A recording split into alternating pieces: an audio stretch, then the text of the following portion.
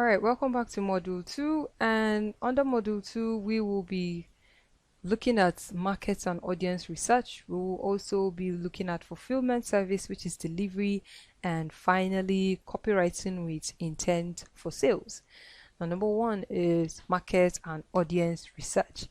Failure to target the right audience will lead to failure of the dropshipping business, because if you are losing money on adverts and not making money from it, it's just be as if you just wake up and just feel like dashing Facebook your money. Okay, you don't want that to happen to you. I've Aside from dropshipping, I've had instances with people who say I've been running Facebook ad does not work, Facebook ad is a scam. Yeah, Nigerians are so quick to throw the word scam anyhow these days. And for business, or anybody who is into business who also throws that word scam anyhow, I don't really take those kind of people seriously. You know why? Because there is a system at which Facebook works. If you target the right audience, put the right budget, use the right image or video, use the right ad copy, set up your landing page to be proper, or set up your PDF or other sales funnel to work properly, there is no way you will not make at least one sale. Because what Facebook does is using the data you have provided, or the base of data you have provided, for them to work with. Okay, so if you are selling kettle pills, and instead of targeting people who are losing weight, you go to target people who are traveling to Dubai, people who follow furnitures, people who like shoes, people who like bags. I mean, yes, that could be an extended targeting, but your main target should be people who are interested in exercise, weight loss, workout, diet, food, nutrition, supplements. Those should be the first target. Then you can extend it. Okay, this person likes diet but also travels out of the country, also likes expensive furniture, also likes luxury items. That is how you should target it. All right, so if you don't target your audience right, or do your market research right, it will lead to the failure of the dropshipping business. Let's begin. Who is my target audience? Anybody with a problem that your product can solve is your target audience. Okay, the target audience, let me repeat, is anybody with a problem that your product can solve. If after you've done your product research, you found a problem which is weight loss without the use of without exercising and without dieting, or weight loss with the use of supplements, that is a problem and a solution. Now you need to find somebody who wants to lose weight without dieting. You want to find somebody who wants to lose weight without exercising, and somebody who is comfortable, because some people want to lose weight without dieting, without exercising, but are not comfortable with taking supplements. Okay, somebody who is comfortable with taking supplements should be your target audience. uh, so that is the baseline. If you get that straight, if you get that right, you know how to set your Facebook ads targeting or your organic reach targeting. However you want to reach out to your audience, you know how to set it right. That is number one. Number two, how do I know they want my product?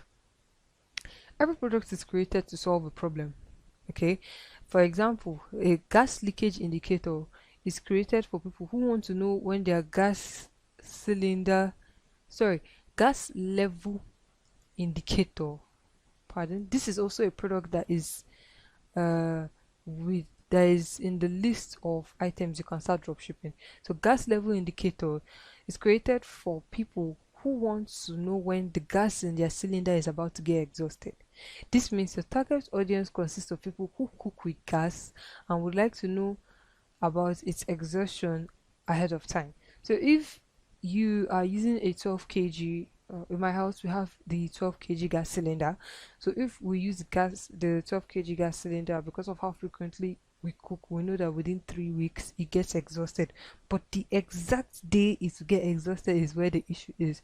So having a gas level indicator will help to stop that inconvenience of, oh, you're cooking and halfway through the gas gets exhausted and the burner just goes off, and then you start thinking, oh, how do I start getting to the refuel station? Do I call them to come and pick up, or do I take it to them? Are they even available? I don't have cash. Would they accept POS? Would they accept transfer? So many things will be going through your mind.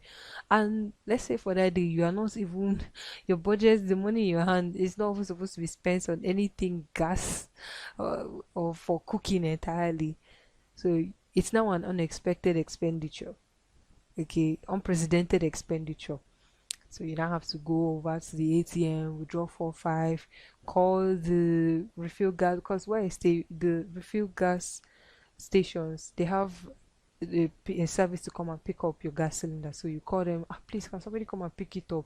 Okay, pick up and delivery is 500. No problem, come and carry. They carry the refill for 3 5. You, when they drop off, you give them the 4 5. They give you 1,000 naira change. You understand? Or if you want to drive down, you put it in your boots, you drive it down to wherever it is you are driving down. They fill it for you, take it back, you plug it, and you keep cooking. But if you have your gas level indicator, it will let you know that, oh, it's about to finish. You plan ahead. If you don't have, then you go through the inconvenience. That is why I started this particular topic here. How do I know they want my product? With every product is created to solve a problem. Now your audience has this problem. Gas, when have the problem of not knowing when the gas in the cylinder is about to get exhausted. This is the problem, and this is the solution. People who want to know when the gas in the cylinder is about to get exhausted. Okay, this is the solution, but this is the problem. When the gas is about to get exhausted. I hope you're getting my point. So if your target audience don't even have gas cylinders, would they identify with this problem? Would they even want to read what you're talking about? No.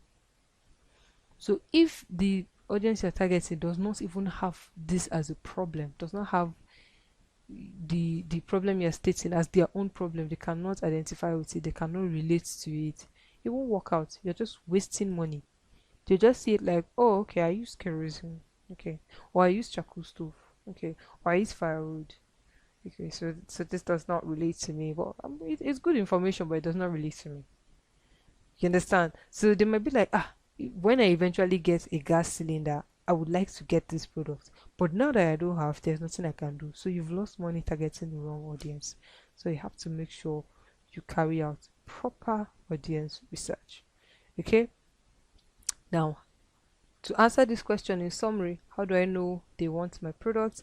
If you target the right audience, the problem you state in your sales pitch, they will be able to relate to it. So if they're able to relate to the problem you stated, that means the solution you will give will be something they can accept. And if they can accept that problem, that means they will be open to buying your product. Good. Moving on to number 3. How do I know they can pay for it? This is where the issue is. So some people just I've seen, in fact, let me start with myself. When I started running adverts, I used to think people between the ages of 21 to 45 was the best audience to target. In fact, most of the people I learned from, they say that's the best audience to target. 21 to 25 is the best, to 45 is the best audience to target. Then I was like, wait though, but I am a broke 20-year-old. I'm broke 21-year-old. How can I pay for something like this? I mean, I know that there are people who are within the age of 2021 who can buy it. So how do I target people within my age who can't buy these products? That was when I heard of the, let me not call it a word, but this sentence, the audience with purchasing power. This is it here. Let me make it bold and underline it. The audience with purchasing power. If you can target an audience that can afford your product, you won't really stress yourself with so much pitch, so much retargeting. If you target an audience with purchasing power, it will be easy for them to make payments. Now, what is an audience with purchasing power? These are people in real life. Just in case you are thinking people on Facebook are robots or money trees where you can just put, oh, buy this product, it's on sale, and they just bring out your item. Oh, I have too much money to spend. No, No, no, no, no. These are real people who have budgets for things in their life, but even in this state of economy, they can afford how do I put it? They can afford miscellaneous expenditure. Your advert is is a miscellaneous expenditure. People who buy now because is an is a miscellaneous expenditure. They have the extra cash to spend. Most the reason why we do retargeting ads is because some people don't have the cash now, so they have to budget it for later. Therefore, retargeting ads reminds them that the product is here, the price is here. The product is here, the price is reasonable. In fact, if you buy now, you get it at 50%. That money they've been saving for it, they just call you, oh, I'm ready to make a purchase. Send me your account details. That is it. So hardly will you find somebody who just has the money now, or rather, hardly will you find everybody that is with the purchasing power to have the ability to pay for it right now. But if you can target an audience with purchasing power and you can get just 1% of them to pay and about 70% of them to show serious interest that more this money enters my hand right now, I am getting this item. If you can get that kind of audience, I don't think you have an issue with dropshipping. Okay, I don't think you have an issue with sales rather. So how do I know if they can pay for it? Number one, if the audience you're targeting has purchasing power, then they will be able to buy it. They'll be able to pay for it. Okay, now talking up talking about purchasing power again. How do you know somebody actually has purchasing power? In Nigeria, the statistics shows that 80% of, or rather 80 million Nigerians have the purchasing power. And why is it 80 million Nigerians? You know who these 80 million Nigerians are? Number one, civil servants. Number two, people who are employed in the private industry. Number three, successful men and women in the entrepreneurial field. Because just because you're doing entrepreneur does not mean you're successful. I'm not beefing anybody, but let's be very honest. Let's be very honest with ourselves right now. We know one or two persons that have started this online business, who have started a business as a whole, but they've been struggling because they've not really found a system that works or found a product that sells well. So that way they're selling, they're making money, but you cannot give them, they cannot see an advert right now and even think of saying when money enters my hand I will buy it. Do you understand? So those people are working, but they don't really have purchasing power.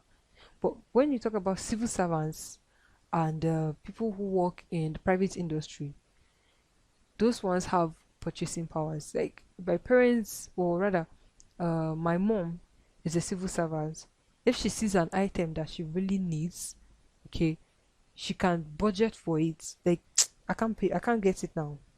Okay, I can get it next month. Now, if nobody retargets her with that same advert, she will forget. She will, it's normal, people forget, she will forget. But if you keep doing retargeting ads, then she sees it. Next thing she will know is, Priscilla, so I don't forget, please put it on my Google calendar or write it on the wall and nail it. That's the one she does the most. Nail it or write it on a piece of paper, tape it on my door, so that anytime I open my door I'll see, oh yeah, yeah, yeah, yes, I said next month when I finally budget this I'll get it. Those are people with purchasing power. They can actually budget to get it. Okay, those are the kind of people with purchasing power, and they are, funny enough, they are people within the ages of 20 and above that have purchasing power. But for the sake of Facebook ads, it's advisable you start targeting from 25 to 65 plus. You know why? Some people lie about their age on Facebook. Some people, like, when I first joined Facebook in 2009, most of my classmates did not put their real age. Instead of putting, that they were born in the 90s, some people put that they were born in the 60s, in the 40s, in the 30s. You understand? So that way, they I don't know why, but were they trying to hide their age? I don't know, but some people did that and they forgotten and they just let it there. The month and the day is correct, but the year is always wrong. Right? So some people are still like that. Some people have forgotten to change it. So you have to target from 25 and above. I've never seen anybody on Facebook reduce their age. Maybe people do, but the ones I know of, they've always increased it. Okay, so I remember running a messenger ad a few weeks ago, and I targeted from 25 to 65 plus.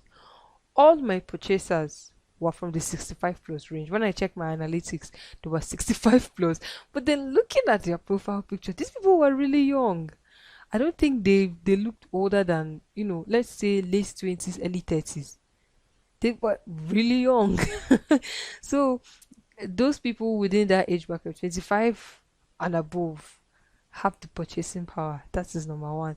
Number two, there is a way to use Facebook ads to know the exact people. Like, know that this person is working in the private industry, private sector, and can afford this, or this person is civil servant and can afford this, or this person is a businessman or woman and can afford it. There is a way you can target those people on Facebook.